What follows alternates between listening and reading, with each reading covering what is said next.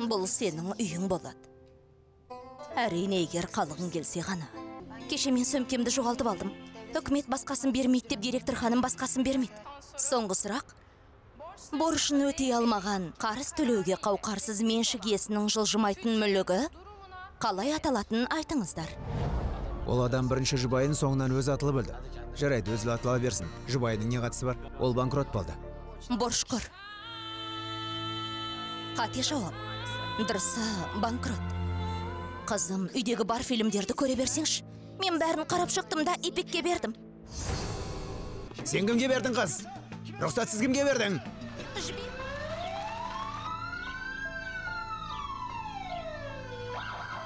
Не боп қалды? Жарайды, қызым. Полиция бөліміне жүріңіз. Апа! Апамды жіберіңіздер.